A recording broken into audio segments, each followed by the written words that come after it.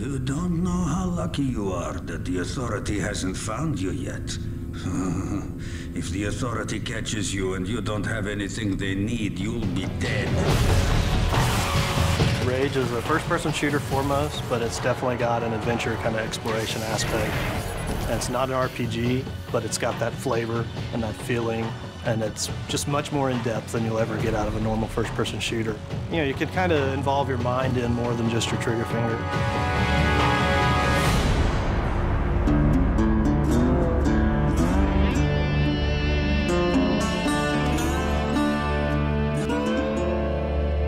The bad guys in the world, you know, we have everything. There's some bandits around the corner. Do what you can. The bandits are considered to be more the violent settlers that aren't really economically inclined, but they have desires and needs.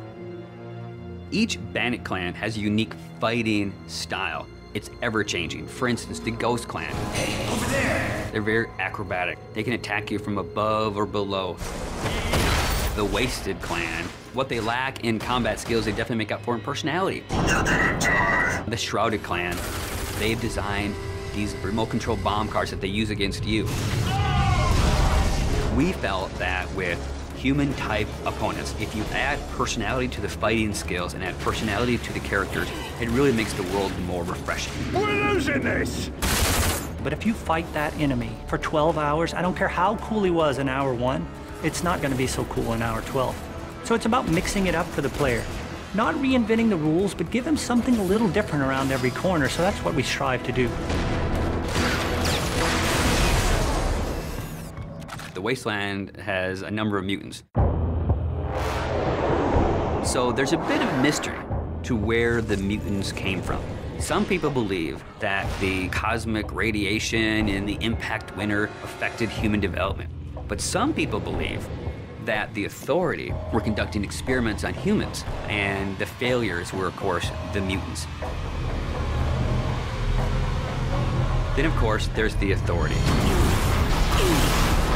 You don't really get to understand or know what they're about until later in the game, and they've kind of twisted this new reality to be what it is that the player will eventually find out as he gets to the end of the game. These guys are battle-hardened military badasses. They have full body armor. They can coordinate with other squads. They have heavy weapons.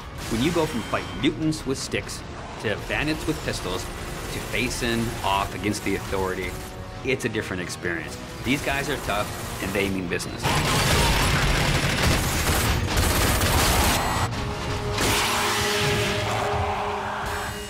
It is famous for having incredible graphics. So I wanted to have this real combat feel to it.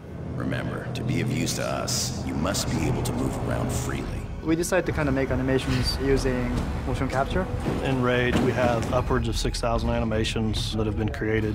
One type of character may have 300, 400, 500 animations that go with them. By applying those animations, the character is starting to look a lot more interesting. You also look interesting. When you're actually in combat with an AI, they have multiple layers themselves.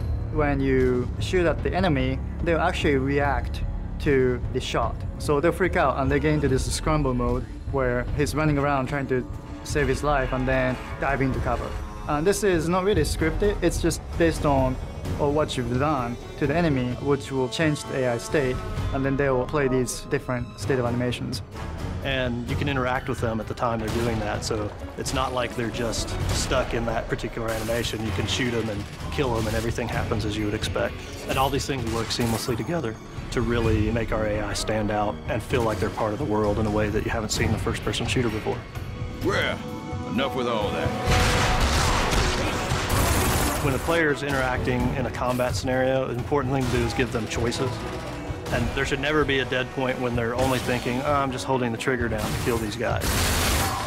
Unpredictability and the element of surprise makes a great enemy. It's when you enter a room, you think you know the situation, and the AI does something that you don't expect.